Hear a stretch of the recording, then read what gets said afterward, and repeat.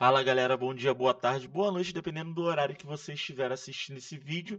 Galera, hoje eu tô trazendo um vídeo diferente aqui, um vídeo sobre Pokémon. Isso mesmo, tá? Esse vídeo é do canal Bomba Nerd e eu quero discutir um pouquinho com os fãs dos jogos Pokémon, esse vídeo é específico. Para quem é fã dos jogos Pokémon, dos jogos da série Pokémon, esse vídeo não está relacionado ao anime. A teoria Pokémon, a guerra civil entre Kanto e Johto. Tá? Para quem jogou ou assistiu o anime Pokémon, embora o vídeo está relacionado ao jogo, a ideia as regiões de Kanto e Johto são as duas primeiras ligas que o Ash participa no anime. A Liga Kanto, que é a região onde o Ash nasceu, a, que nas primeiras temporadas do anime foi chamada apenas de Liga Pokémon, e a Liga Johto, né, que foi onde o Ash finalmente venceu o rival, o primeiro grande rival dele, que foi o Gary, né, aquela luta emocionante entre a clássica luta entre Charizard e Blastoise. Então, galera, essa é uma teoria, né? Os jogos da série Pokémon, para quem me conhece sabe que eu sou um grande fã dos jogos da série Pokémon e do anime Pokémon. Porém, os jogos da série Pokémon sempre me cativaram bem mais do que o anime. Inclusive, eu comprava os consoles portáteis da Nintendo só para jogar Pokémon. Acabava jogando outros jogos, é claro, conhecendo outros grandes títulos da franquia, porém o foco inicialmente era para jogar Pokémon, tá bom? Então, a grande questão aqui é a seguinte: é, eu comprei Game Boy Color, Game Boy Advance, Nintendo DS, Nintendo 3DS e agora Nintendo Switch só para jogar Pokémon. O único jogo da série de jogos Pokémon que eu não joguei foi o mais atual, que é o Pokémon Scarlet and Violet. Tá? Eu não joguei esses jogos, tá? A saga Pokémon Scarlet e Violet eu não joguei. Tenho eles aqui no meu Nintendo Switch. Eu comprei esses jogos, mas não cheguei a dar uma chance para jogar eles, porque eu estava jogando outros jogos na época. Mas eu ainda vou jogar esses jogos. Eles já têm uma série, já foram bem atualizados. Então os bugs que eles tinham no início já não tem mais, acredito eu. E existe inúmeras teorias que rodeiam os jogos da série Pokémon, inclusive, né, teorias, algumas até muito sombrias e muito bem embasadas. Né? Algumas são até grandes creepypastas aí da internet, né, como a Síndrome de Lavender Tal. Né? E uma das teorias mais assim antigas dos jogos da série Pokémon é a teoria de que todo o universo Pokémon ele existiu, ele passou a existir depois de uma grande guerra. E tem várias coisas que embasam essa teoria, isso nunca foi confirmado, mas tem várias coisas que embasam essa teoria. Mas inicialmente essa teoria surgiu, né, com os jogos da primeira geração, né? Para quem não sabe, o anime Pokémon ele existe única e exclusivamente para divulgar os jogos, né? Cada temporada nova do anime Pokémon, quando era lançada para o Ash indo participar de uma nova liga numa nova região, acontecia sempre uma semana depois que um novo jogo, que uma nova geração de jogos Pokémon era lançada, né? Você tem a primeira geração Pokémon Red e Green, que aqui no Ocidente passou a ser Red, Blue e Yellow. Você tem a segunda, que é a região de Kanto, você tem a segunda geração, que é Pokémon Gold, Silver e Crystal, né? E teve aí os remakes Heart Gold, Soul Silver, né? Assim como a primeira geração teve os remakes Fire Red, Leaf Green e Leaf Green, né? E a segunda geração se passa na região de Johto, que é uma região vizinha a Kanto, elas são grudadas, né? Inclusive existe uma teoria, não sei se ele vai falar nisso, de que Kanto e Johto eram uma única região e essa grande guerra, eu inclusive acho que é disso que se trata esse vídeo, essa grande guerra chegou a separar a região entre Kanto e Johto, né? Se eu não me engano, antigamente era chamada de Tojo. Vem a terceira geração, que é a região de Hoenn, né? Pokémon Rubi, Safira e Esmeralda. E depois com os remakes Alpha Rubi e Ômega Safira, que é a região de Hoenn. Depois veio a quarta geração, que é a região de Sinnoh, né, que no anime foi muito bem vendida essa quarta geração, porque foi onde o Ash teve o anime que faz o marketing do jogo, foi onde o Ash teve, que o Ash teve o que eu julgo como sendo seu melhor rival, que foi o Paul, e uma das lutas mais incríveis do anime, que foi o Infernape do Ash contra o Electivire do Paul, aquela emocionante vitória do Ash sobre o Paul. E ali você tem a região de Sinnoh, e você tem as ligas, as regiões de Kanto Jotô, Hoenn e Sinnoh são inspiradas em territórios japoneses. São inspiradas em regiões do Japão. A partir da quinta geração, que é a região de Unova, as regiões das próximas gerações passam a ser inspiradas em outros países, em cidades de outros países, regiões de outros países. Por exemplo, a região de Unova, quem jogou claramente pode perceber que ela é baseada nos Estados Unidos. Né? A cidade de Castélia, você olha a cidade de Castélia, basicamente é a cidade de Nova York. E inclusive os jogos da série Black and White, que é a quinta geração, né? Black and White 2, são jogos com uma história, um enredo foda, sensacional, tá? O N e a Team Plasma são excepcionais. Embora, para mim, a melhor equipe vilã que existe é a Team Galactic, da região de Sinnoh. O Cyrus, para mim, é o melhor líder de equipe vilã que existe, depois seguido do Giovanni, da equipe Rocket. O Giovanni perde para o Cyrus, na minha opinião, em vilania, né, em ser um vilão. E você tem, né, a região de Kalos, que é a sexta geração, Pokémon XY, que veio aí, né, inspirada na França. Né, a Torre de Lumioso City é uma inspiração à Torre Eiffel. Você tem os jogos da sétima geração, Pokémon Sun e Moon e Ultra Sun e Ultra Moon, espelhada, né? Tô falando bem hoje. Inspirada no Havaí, que é a sétima geração, ali a região de Alola. E você tem a oitava geração, que é a região de Galar, Pokémon Sword and Shield, inspirada na Inglaterra. E você tem a atual região, que é a região de Paldea, né, que é a geração 9 Pokémon Scarlet e Violet, que é inspirada em Portugal e na Espanha. Parte inspirada em Portugal, parte inspirada na Espanha. Beleza? A quinta geração, que é a região de Unova, inclusive, os jogos só não venderam muito, embora sejam sensacionais, porque como o anime é o marketing do jogo, muita gente associou um ao outro e não comprou muito a quinta geração. Por quê? Porque a quinta geração no anime é uma merda. Foi a pior liga, o pior desempenho de liga que o Ash já teve. Né? Pior do que a primeira geração. Né? Os Pokémons que ele teve ali, tirando o saudoso Crocodile, né? Eram péssimos Pokémon. Tanto que eles tiveram que trazer o Charizard de volta como membro oficial da equipe do Ash. Né?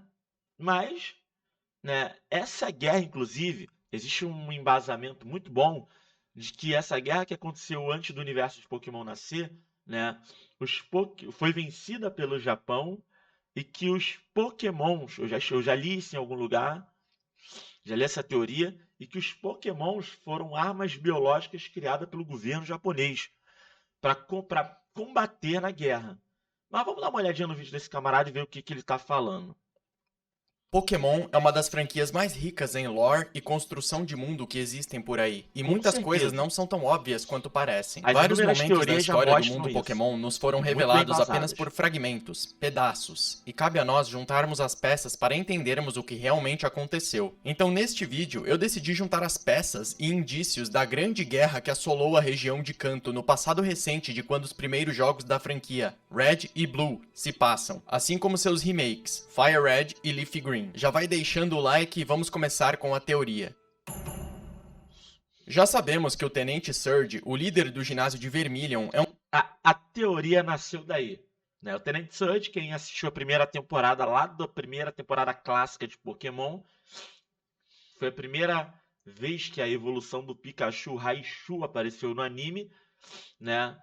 A exibição, o episódio, a exibição do choque elétrico, foi quando o Ash, com o seu Pikachu, conseguiu derrotar o Tenente Surge e seu Raichu.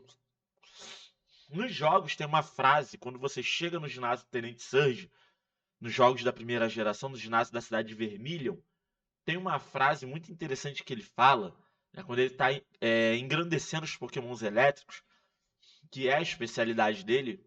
Ele fala que os Pokémons elétricos o salvaram da Grande Guerra. E aí, daí começou a nascer essa teoria e vários embasamentos foram vindo depois. É um veterano de guerra. Ele conta a nós que estamos jogando, o Red, que ele foi salvo no campo de batalha pelos Pokémon elétricos. Isso aí. E podemos perceber desde o início do jogo que Red não tem um pai, e Blue, seu rival, não tem... Isso é uma coisa interessante também que embasa muito essa teoria, tá, galera?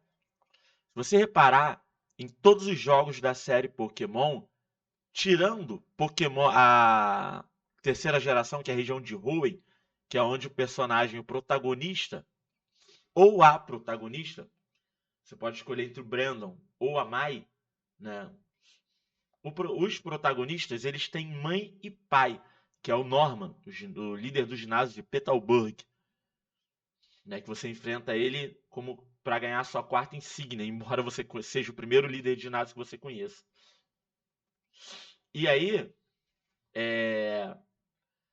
nessa brincadeira, você consegue notar que basicamente todos os adultos da série de jogos Pokémon, pelo menos naquela época, né, eu não consigo lembrar dos jogos mais atuais, mas eu acredito que isso ainda seja recorrente, todos os adultos, né, ou eles eram idosos, ou eles eram líderes de ginásio, ou eles tinham algum envolvimento com o crime organizado, né, líderes de equipes vilãs, membros de equipes vilãs, ou eles eram algo relacionados à carreira militar, tá?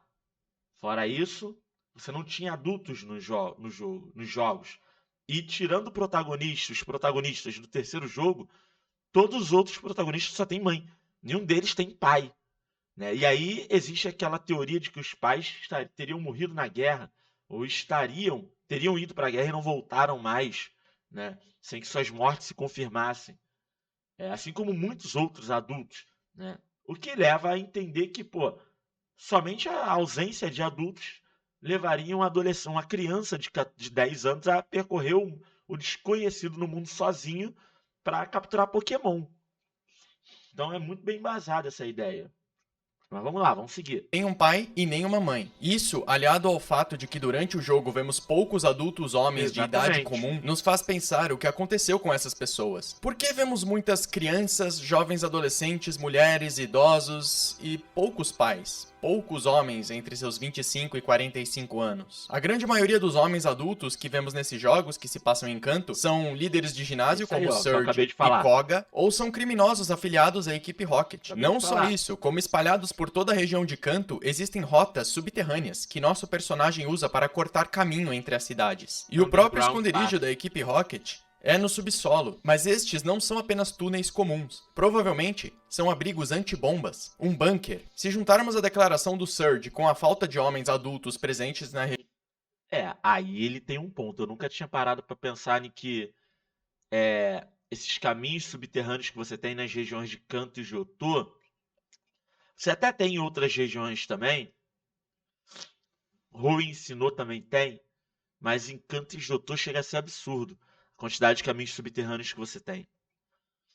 É interessante serem bunkers para proteger a galera durante as bombas, para evitar as bombas nucleares durante a guerra. Ele tem um ponto interessante. Nunca parei para pensar nessa ideia. Região. E esses caminhos subterrâneos é o suficiente para que possamos afirmar uma coisa. Kanto passou por uma guerra. Mas qual guerra foi essa? E por que ela começou? É isso que eu pretendo responder a vocês até o final do vídeo. Mas para que possamos entender a qual guerra o Tenente Surge está se referindo, precisamos considerar a possibilidade de que esse conflito recente deve fazer parte de um quebra-cabeças maior que apenas Kanto. Como sabemos, Kanto e Johto são regiões vizinhas, as únicas que dividem o mesmo sistema de armazenamento dos Pokémon, tendo Bill como seu inventor.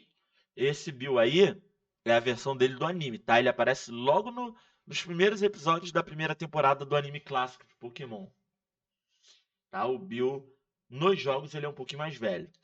Dividem também várias espécies de Pokémon que podem ser encontradas em ambas as regiões. E, principalmente, dividem uma liga Pokémon. Nos jogos que se passam em Johto, Gold... Exatamente. A liga, tanto de Kanto quanto de Johto, acontece no Planalto Índigo. E vale lembrar também que Kanto e Johto são duas regiões distintas com duas ligas distintas, embora ambas aconteçam com seus finais no Planalto Índigo, né? O campeão da região é um só. O campeão de Kanto é o mesmo de Johto. É o Lance. O Ataru, no japonês. Silver Crystal, assim como seus remakes Heart Gold e Soul Silver, o treinador local até ganha o direito de visitar Kanto e desafiar seus ginásios após... Um outro adendo, galera. Eu vou pausar esse vídeo algumas vezes. É interessante que somente a segunda região, segunda geração, Pokémon Gold, Silver e Crystal, Heart Gold, Soul Silver, seus remakes, somente é o único jogo Pokémon em que você participa no mesmo jogo de duas ligas. Das ligas, você começa participando da Liga Johto, depois você participa da Liga de Kanto. E ambas têm seus finais no Planalto Índigo. Após terminar com a parte de Johto dos jogos. Enquanto em outras regiões, no pós-jogo, você visitaria lugares como um arquipélago ou um resort de batalha como a Batalha da Fronteira. Claro, isso só é possível aqui porque Kanto e Johto são uma do lado da outra, mas esse é exatamente o meu ponto. Por exemplo, a equipe Rocket é a única organização criminosa no mundo Pokémon que se espalhou por duas regiões. Eles começaram em Kanto, e após Giovanni ser derrotado por Red e decidir deixar a organização, Archer e seus antigos subordinados levaram seus planos para a região vizinha, onde tinham esperança de encontrar Giovanni para voltarem aos tempos de glória. E o porquê do Giovanni ter ido para Johto fica para outro vídeo, pois desviaria... Pra quem não sabe, quem não jogou a segunda geração, o Pokémon Gold, Silver e Crystal, ou Heart Gold, Soul Silver, ou jogou e não percebeu, o rival que o teu personagem tem, que o teu jogador tem naquela região, que é o Silver, que é o que rouba o Pokémon com vantagem ao seu no início do jogo, ele é filho do Giovanni. Um pouco o nosso foco no momento. Mas vamos nos ater ao fato de que essas regiões dividem a mesma liga Pokémon, enquanto em todas as outras regiões do mundo, cada uma tem sua própria liga e seus respectivos campeões. Por que Kanto e Johto dividiriam a mesma liga, quando são duas regiões distintas e capazes de se sustentar por conta própria? Porque Kanto e Johto já foram uma única região. A região Tojo. Não é curioso pensar que as cataratas que marcam a divisão entre as duas regiões tenham o nome de Cataratas Tojo, uma mescla entre os dois nomes. E mesmo hoje, sendo duas regiões distintas, ainda dividem a mesma liga. E como a equipe Rocket conseguiu migrar de uma região para outra? Talvez porque houvesse apenas uma força governamental opositora a eles, ao invés de duas. Afinal, Kanto e Johto dividem o mesmo governo, a Liga Pokémon. Deixa eu repetir pra você, a Liga Pokémon não faz parte do governo de uma região. Ela é o governo de uma região. Eu acredito que as ligas Pokémon remetem a uma forma de governo... É um pensamento, ele tá trazendo uns embasamentos bem interessantes. Gostei. Gostei mesmo. Feudal. Muito comum no Japão, país no qual a franquia Pokémon nasceu, e de onde as regiões Kanto, Johto... Olha aí, ó. Tem Hoenn, Sinnoh, próximos de Kanto e Johto, porém não grudadas, como Kanto e Johto são. Né, e junto com as Seven Islands, né, as Seven Islands, as Ilhas Seven, ou Seve, né, são 7 ilhas que você visita no pós-game das remakes Fire Red e Leaf Green, da primeira geração. Hoenn e Sinnoh são baseadas. Inclusive, uma dessas ilhas é o lar de um dos membros da elite dos 4 de Kanto, que é a Lorelei. E essa forma de governo se estende a praticamente todas as regiões além dessas. E eu posso provar. com evidências dos próprios jogos da franquia. Vamos pegar como exemplo um jogo da 5ª geração, Black e White. Aqui, quando N derrota Alder, o campeão de Unova, a equipe Plasma toma conta da situação. E N é proclamado rei, o rei N. E sabemos que tudo foi um plano do Getesis para dominar Unova através do N. Mas vamos simplificar a questão aqui. N derrota Alder, o campeão, e se torna rei. Se Alder fosse apenas uma celebridade, uma figura conhecida, porém não política, derrotá-lo não traria impacto algum à estrutura governamental. Mas imediatamente após isso ocorrer, o castelo do N surge no local da Liga Pokémon, simbolizando uma nova era de governo que acaba de se instaurar em Unova. E se formos analisar o sistema de governo das ligas Pokémon como um sistema do governo feudal, faria sentido, pois o detentor do poder seria o Shogun. A figura do imperador seria a figura visada e respeitada, mas seria o Shogun, aquele quem tomaria as principais decisões. Então encare o imperador como a rainha da Inglaterra, e o Shogun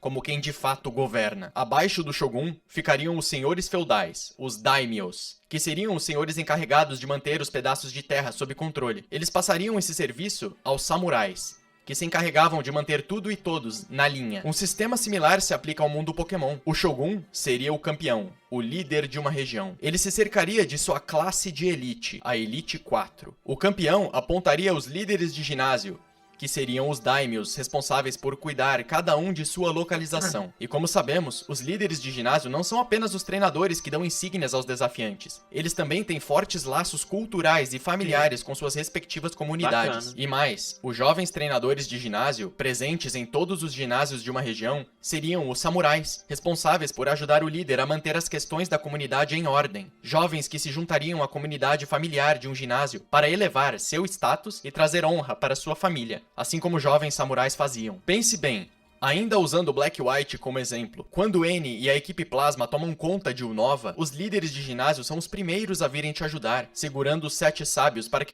Isso aconteceu no anime, por exemplo, em Pokémon XY, né? Quando foi o único momento, isso acontece com frequência nos jogos, mas por exemplo, no anime isso aconteceu uma única vez, se eu não me engano, me corrija se eu estiver errado, que foi quando eles estavam enfrentando a Team Flare lá em Pokémon XY, os líderes de ginásio, e a campeã Diantha, juntamente com o campeão Steven de Hoenn, que estava ali naquele momento, apareceram para bater de frente. Que você possa ir atrás do N. E além disso, já reparou que é sempre o campeão de uma região que ajuda o jogador a derrotar a equipe vilã da vez? Isso por ajudar, segurando os 7 sábios para que você possa ir atrás do N. E além disso, já reparou que é sempre o campeão de uma região que ajuda o jogador a derrotar a equipe vilã da vez? Isso porque, como líder daquele país, ele ou ela tem obrigações para com o seu povo, de protegê-los. Agora, considerando que é assim que o sistema governamental do mundo Pokémon opera, temos a Terra onde Kanto e Johto estão situadas.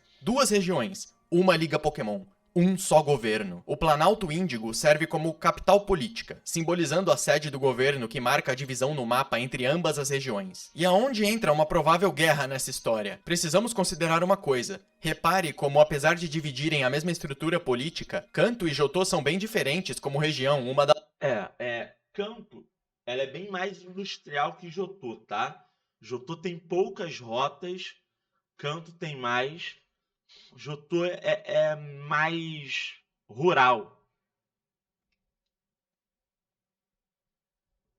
Johto tem muito mais campos. É um ambiente mais rural. Tem um parque nacional, coisa que Kanto não tem. Embora Kanto tenha a zona do safari, né? Mas Kanto é mais industrial, né? Tanto que Kanto tem a Silphco, que é onde foi fabricada a Master Ball. Da outra. Kanto é muito mais industrializada, com grandes áreas urbanas e foco em desenvolver pesquisas científicas. Exemplos disso são a Corporação Silph e suas invenções, Bio e o seu sistema de transporte e armazenamento de Pokémon, assim como o Professor Carvalho, que desenvolveu a Pokédex eletrônica, e sem falar da pesquisa científica responsável por criar o Mewtwo. Kanto respira ciência. Já Johto é muito mais rural, possuindo poucas rotas. É uma das regiões com menos rotas no mundo Pokémon e muitos pontos culturais, com sua população utilizando vestimenta tradicional e passando seu folclore para as futuras gerações. Exemplos disso são as garotas de kimono, Ecrutique como um todo e a cidade de Mahogany, sendo o lar dos antigos ninjas. Então, se ambas as regiões são tão próximas, por que tantas diferenças culturais e sociais? Para responder isso, precisamos falar sobre a guerra. Não uma guerra apenas de canto, e sim a guerra Tojo, uma guerra civil responsável por separar uma única região em duas, contendo ideologias distintas. E temos um ótimo exemplo disso no mundo real: a Coreia. Até certo ponto na história, a Coreia era uma única nação, uma colônia anexada por, adivinha quem? Japão, em 1910. Mas após perder a Segunda Guerra Mundial, o Japão foi obrigado a abrir mão de suas colônias, incluindo a Coreia, é claro. A península foi dividida pelo paralelo 38N, a linha imaginária que está localizada a 38 graus ao norte da linha do Equador. Os Estados Unidos ficaram com o sul e a União Soviética com o norte. Um conflito teve início devido à pressão da Guerra Fria, e um tratado de trégua foi assinado, mantendo os dois lados separados. Com o passar dos anos, os antes dois lados da mesma península, hoje, são dois países distintos e com mentalidades completamente diferentes. Cada um de um lado do paralelo 38. Um com uma visão capitalista e outro com a ideologia comunista. Mas o que isso tem a ver com o mundo Pokémon? E se a região Tojo teve a sua própria guerra da Coreia? Talvez essa antiga região fosse até mesmo colônia de uma outra região, como Kalos ou Unova. Já repararam que Kalos possui muitos Pokémon da região de Kanto em sua Pokédex? Talvez Kalos tenha colonizado Tojo em tempos antigos. Mas essa parte da teoria fica para outro vídeo. O que importa é que algo aconteceu. Um estopim. Cara, é interessante. Ele tocou num ponto interessante. E fez uma guerra. Kalos possui muitos Pokémon da região de Kanto. Cara, tem uma coisa interessante. E isso aconteceu pela primeira vez na região de Kalos. Na quinta geração, nos jogos Pokémon XY. E isso é um bom embasamento para isso que ele está falando. De que Kalos possa ter colonizado a região de Kanto. Né? Por quê? Olha só, quem já jogou os jogos Pokémon XY sabe que os iniciais da região são Chespin, Fennekin e Froak. Né? Muitos amam o Froak porque XY foi uma das melhores sagas do anime, e o Froak tem, entre os três, a melhor linha evolutiva, né? O Greninja. E o Ash tinha o Greninja na época com uma forma alternativa exclusiva do anime, que depois foi para os jogos, mas só em Pokémon Sun e Moon, em Ultra Sun na verdade, em Ultra Sun e Ultra Moon, eu acho. Não, em Sun e Moon. Né? Que é a forma Ash Greninja. Né? E aí, a gente tem o seguinte, olha só. Nessa brincadeira, uma coisa que era muito comum antes da quinta geração, isso mudou na quinta geração em Pokémon XY, uma coisa que era muito comum é que você geralmente pegava o seu inicial nos jogos da série Pokémon Red, Green, Gold, Silver e Crystal, Red, Green, Yellow, Gold, Silver e Crystal, Rubi, Safira e Esmeralda, né, Diamante, Pérola e Platinum. Você geralmente, de alguma forma, conseguiu ser inicial, de alguma forma, com o professor pesquisador daquela região. Você, na primeira geração, conseguia ser o inicial, ou o Bulbasaur, ou o Charmander, ou o Squirtle, com o professor Carvalho. Você conseguia, na segunda geração, de região de Johto, com o professor Elm, ou a Chikorita, ou o Cyndaquil, ou o Totodile.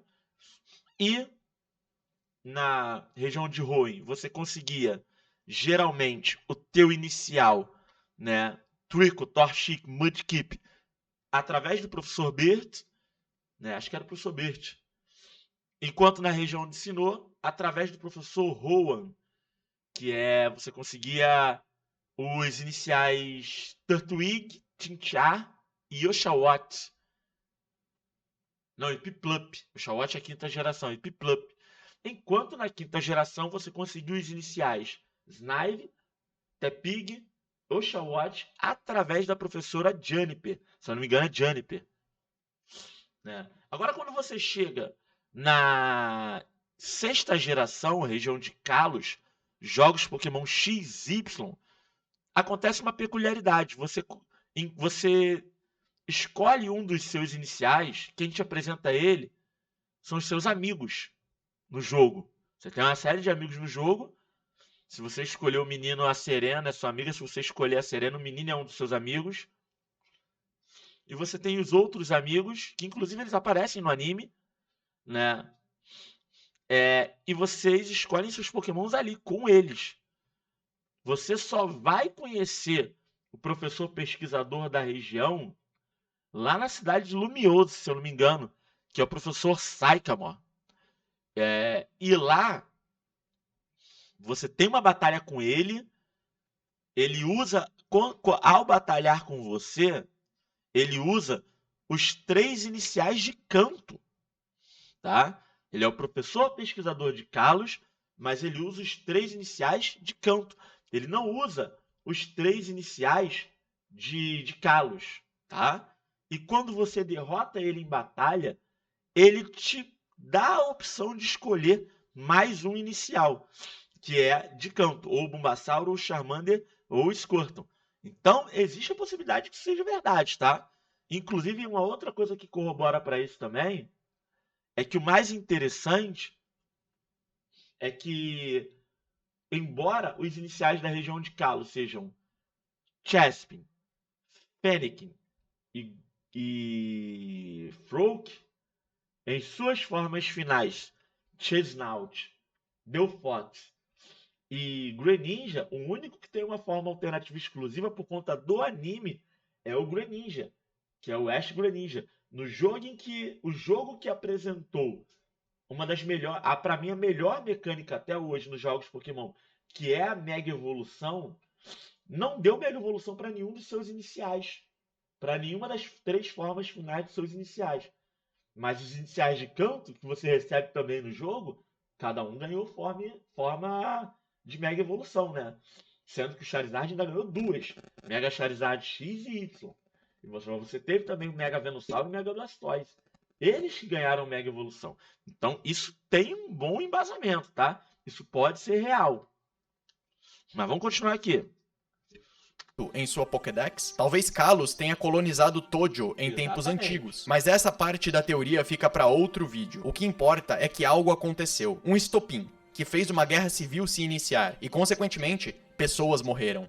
Em especial, os pais das crianças que estavam no campo de batalha. Pokémons também morreram aos montes. Prova disso são as 100 espécies de Pokémon que só podem ser encontradas em Johto e não em Kanto. Por que você pode encontrar um PJ ou um Caterpie em Johto, mas você não pode encontrar um Hoppip ou um Furret em Kanto? Provavelmente essas espécies que viviam em território cantoniano foram pegas no fogo cruzado ou ajudaram na luta, o que indicaria que realmente a guerra, apesar de envolver os 2 países, se passou na região de Kanto, no território considerado cantoniano. Por isso, os bunkers. Outro forte indício é a torre Pokémon da cidade de Lavender. O povo daquela cidade ergueu essa torre para dar um lugar de descanso aos seus... Inclusive tem aí uma teoria de que o Raticate na primeira geração,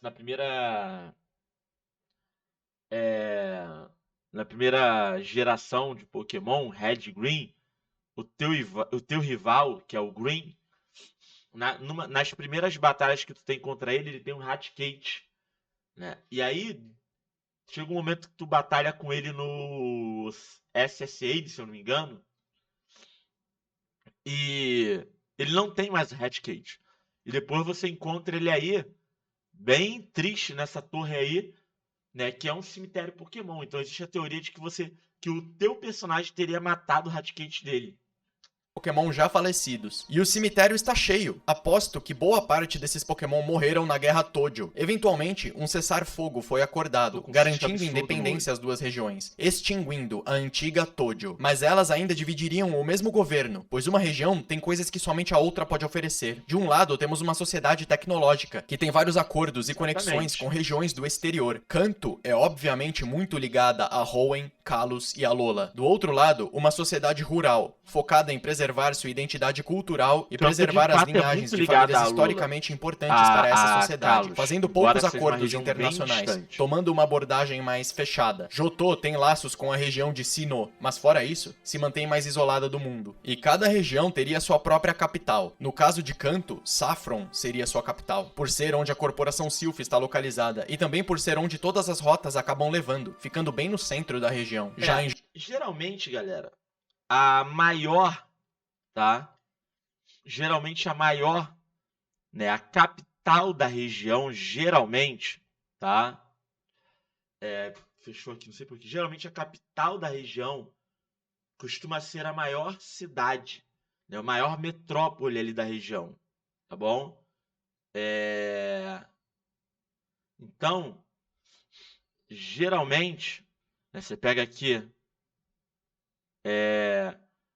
em Encanto, é a cidade de Saffron, que é onde tem os Mega Marts, os Mega Shoppings. E outros eventos que não tem nas outras cidades. Encanto é a cidade de Saffron, uma cidade gigantesca. Em Johto é a cidade de Golden Hood, que é onde você tem a torre do rádio. Né? Quando você chega na cidade de Hoenn, né, na região de Hoenn, é a cidade de Lily Cove, se eu não me engano, que é onde você tem a loja de departamentos, né? Você tem o Master Contest Hall, que nos remakes fizeram até uma piadinha com ele, né? Que ele tinha sido fechado por ser considerado um local de jogos ilegais, né? Porque tinha um caça-níqueis ali, né? Ensinou, né? É a cidade de Hearthome, né? Que é onde você tem aí o quinto ginásio, se eu não me engano, tem o Super Contest Hall, né? É a cidade, inclusive, que tem a única igreja do mundo Pokémon, né? Tem casa de bebê e o cacete. Né? Já em Unova, é a cidade de Castélia, né? Que eu falei no início do vídeo, que parece muito com a cidade de Nova York. Né? Em Black and White 2. Em Kalos é a cidade de Lumiose, que eu falei também no início do vídeo, que ela tem a Torre Lumiose, que parece muito com a Torre Eiffel. É uma clara inspiração à Torre Eiffel. E em Alola eu não sei, né? Mas eu sei que em Galar é a cidade de Windon, tá? A cidade de Windon, ela é gigantesca, beleza? A cidade de Windon é gigantesca, tá? Inclusive, né, a cidade, né, eu acho que de todos os jogos Pokémon, né, a maior cidade que tem, né, se eu não me engano, é a cidade de Hearthome, na região de Sinnoh, tá? Eu acho que ela é a maior cidade de todo o universo dos jogos Pokémon até hoje. E eu sei que a cidade de Windon, na região de Galar, é a segunda maior cidade de todo mundo Pokémon. Mas eu acho que a primeira é a cidade de Castélia, tá? De Castélia não, de Hearthome, em Sinnoh. Tá bom? Eu acho que é isso. Então vamos lá. Vamos continuar aqui. Johto, a cidade de Goldenrod parece ser sua capital, sendo que é a cidade mais desenvolvida, contendo a torre de rádio, a galeria, lojas de departamentos e a cúpula esportiva. E também é aonde a maioria das rotas levam. Agora, precisamos falar sobre um personagem essencial nessa história, Lance, o mestre de dragões. Também conhecido aqui como Lance, o revolucionário. O campeão temido do Planalto Índigo, referenciado por todos. Seria ele o herói que a população acredita? Na minha teoria, não. Ele é só um déspota que lutou por poder até chegar no trono para comandar Kanto e Johto. Ao meu ver, com base nos jogos, Lance pode até ter sido o responsável por iniciar ou terminar o conflito civil, garantindo assim manter um governo unido, que se... Só um momentinho que eu derramei uma coisinha aqui, vou dar uma pausa rápida. Vamos lá, pessoal, tô de volta. Eu tive que literalmente limpar uma cagada que meu cachorro fez, né, em plena madrugada.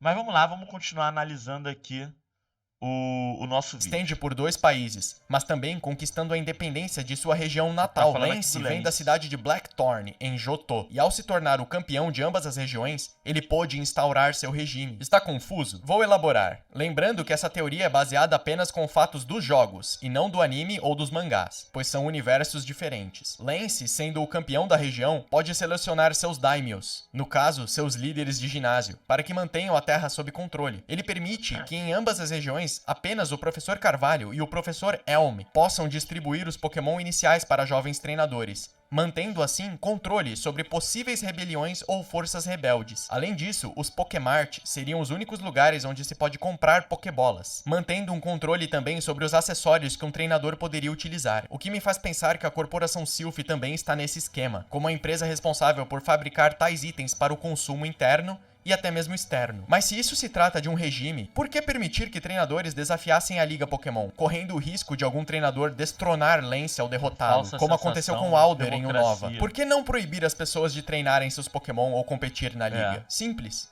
Para dar às pessoas esperança, dando ao povo das regiões uma pitada de liberdade, dando a qualquer um a ilusão de que derrotar Lance é possível e que se pode chegar aonde ele chegou. E claro, assim ele mantém sua imagem intacta como um herói e bom líder e não como um tirano ditador, quando na verdade chegar até ele requer passar pelos 8 líderes de ginásio, chegar até o Planalto e derrotar a Elite 4. E mesmo que por um milagre alguém conseguisse chegar até ele, Lance é um mestre de dragões e conta com seu exército de Pokémon do mais amedrontador tipo para garantir que não iria ser derrotado por ninguém. Mas para sua surpresa, Lance foi derrotado. Não por um, mas por 2 treinadores. Ele foi derrotado Blue, pelos e depois você, o jogador. Você... Red. Vou falar mais sobre isso em instantes. Mas e quanto à equipe Pokémon... Rocket? Eles parecem ser apenas uma organização de criminosos como qualquer outra. Mas e se a equipe Rocket foi criada por Lance? Como mais uma peça de seu esquema calculado. Lance criou a equipe Rocket para servir como um inimigo em comum, para que a população de Kanto não tivesse escolha, a não ser apoiar Lance e a sua Elite 4 na luta contra esses criminosos, dando legitimidade ao seu governo. Afinal, Lance precisava manter o povo de Kanto sob controle, e não o povo de Johto. Os jotonianos são o seu povo, e ele teria assinado o Tratado de Paz e Independência da região, o que o faria ser amado pelos jotonianos. E essa teoria do Lance ter fabricado a equipe Rocket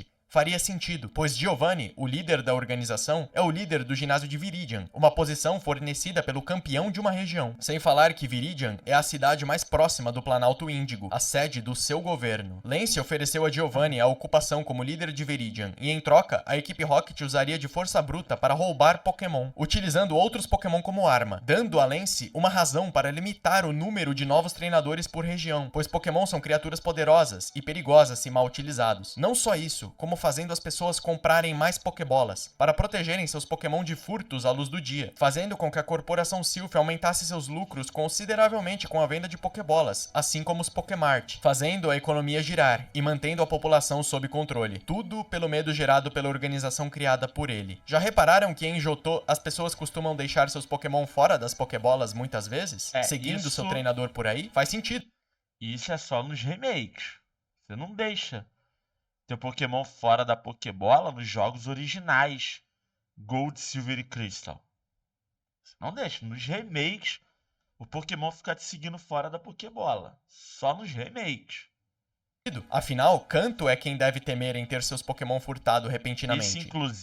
Isso inclusive é uma temática que surgiu no Pokémon Yellow, que é o jogo baseado no anime. Porque Kanto é a região tecnológica. E se os lucros forem bons, Johto também se beneficiaria disso, pois lembrem-se, 2 regiões diferentes, porém o mesmo governo, a mesma economia. Com isso, Johto não apenas não estava sofrendo com a ameaça da equipe Rocket, como também estava lucrando com os lucros de uma roda econômica capitalista em seu auge financeiro. Eu não acho que Lance começou como uma má pessoa. Eu acho que ele de verdade queria fazer a diferença para o seu povo, e se corrompeu no caminho. Talvez tenha começado a detestar Kanto por terem a vantagem sobre Johto, e por isso decidiu governar assim, para igualar o jogo, aderindo a um sistema corrupto no processo. O que para um idealista revolucionário é como a morte, pois você já deixou quem você era para trás há muito tempo. E isso foi a razão de sua queda. Blue derrotou Lance, e depois Red derrotou Blue, e se sagrou campeão da liga. E aqui eu acredito que chegamos numa área delicada dessa história, pois sabemos que entre os jogos da primeira e da segunda geração, 3 anos se passaram. E quando o Gold e Silver começa, Lance é o campeão novamente. E a Elite 4 passou por mudanças. Estamos no campo da teoria aqui. Mas eu acredito que o seguinte aconteceu nesse meio tempo. Red tentou governar as regiões de maneira justa e percebeu que era muita responsabilidade para um garoto e que não há como governar sem jogar o jogo, sem abrir mão de um pedaço de quem você é. Ele se recusou a isso e se deprimiu e se isolou no Monte Silver, onde passou um bom tempo treinando e tentando entender a si mesmo como pessoa e entender esse mundo, uma maneira de... Então, aí já existe uma outra teoria que eu já vi também muito bem interessante, muito bem embasada. O Red foi aquele que conseguiu completar a Pokédex, que era um dos objetivos na primeira geração. Que é um dos objetivos dos jogos Pokémon. Pelo menos era nos primeiros jogos, nas primeiras séries de jogos Pokémon. Só que, nessa brincadeira, um dos Pokémons que ele capturou foi o Mewtwo.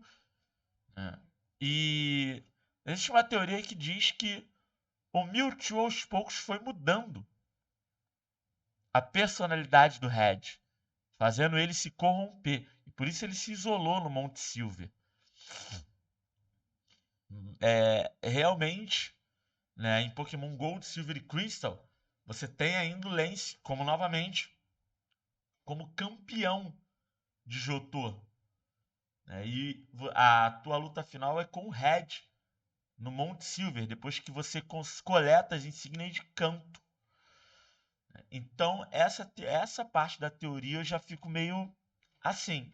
De mudá-lo sem se corromper. Red e Blue perceberam que Lance, agora arrependido de quem se tornou, era o único capaz de manter a estrutura das regiões intacta. Era o único capaz de consertar seus erros e cuidar das coisas, até que Red encontrasse sua resposta. Lance então atualizou sua Elite 4, aposentando Agatha e permitindo a Lorelai voltar à sua casa nas Ilhas Sevi e abrindo espaço para novos membros como Will, Karen e Koga sendo promovido, deixando seu ginásio nas mãos de sua filha, Janine. Bruno manteve seu lugar entre os elites e Lance ofereceu a Blue a posição de líder de ginásio de Viridian, após o sumiço do Giovanni. Blue ajudaria Lance, o mantendo longe de seu lado mais sombrio, enxergando nele talvez até mesmo uma figura paterna que Blue nunca teve. Lance também concedeu à sua prima Claire o posto de líder de ginásio da sua cidade natal, Blackthorn. Só que havia mais um problema: a equipe Rocket. Após o sumiço do Giovanni, eles foram até Johto e começaram a causar na região. Lance agora teria que destruir de uma vez por todas a organização que ele mesmo ajudou a criar para proteger sua região natal. Por isso,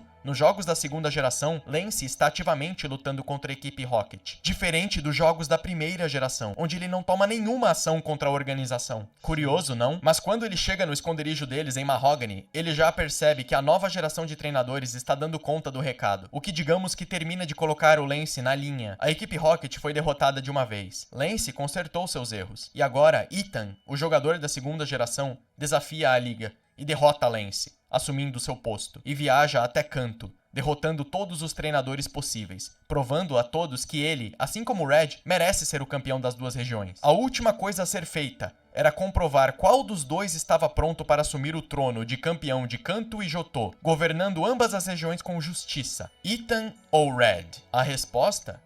Nenhum dos dois. Independentemente do resultado da batalha, Red encontrou sua resposta. Ele e Blue iriam governar juntos. Não é à toa que ambos foram até Alola, muitos anos depois, e fundaram a Battle Tree juntos, um ajudando e corrigindo o outro, para garantir que as coisas nunca mais voltassem ao que eram e outra guerra começasse. De Alola, de Ultra Sun e Ultramon, se eu não me engano. E na minha visão, isso foi o que realmente aconteceu na história da guerra de Kanto e Johto. Gostaram da minha teoria? Se curtiu o vídeo, deixe o like, se inscreva no canal se for novo por aqui e comente o que achou dessa teoria. Faz sentido pra você? O que você acha que aconteceu nessa guerra? Me responda aí. Galera,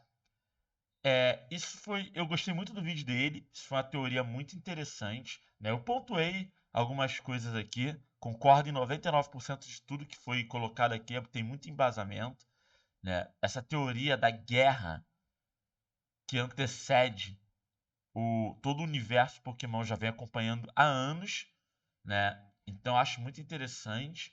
Eu vou ficar de olho nos próximos vídeos dele, né? Vou dar uma caçada nos próximos vídeos dele, né? Esse vídeo tem 1 ano, cara. Esse vídeo já tem 1 ano. Vou dar uma olhada depois no canal e ver os próximos vídeos, né? E vou trazer mais vídeos aqui a respeito disso, se ele tiver mais teorias pra gente discutir. E isso também me inflamou a trazer mais vídeos sobre as teorias Pokémon, principalmente as que levam a uma creepypasta, como as teorias sobre Lavender Town. Beleza? Então eu espero que vocês tenham gostado do vídeo. Vamos que vamos, tá? Galera, se inscreve no canal, tá? Não deixa de se inscrever no canal, não. Ativa o sininho das notificações, deixa o like, compartilha o vídeo para poder me ajudar, beleza? E me segue lá no Instagram. E vamos que vamos, tamo junto, só vem. Galera, fui!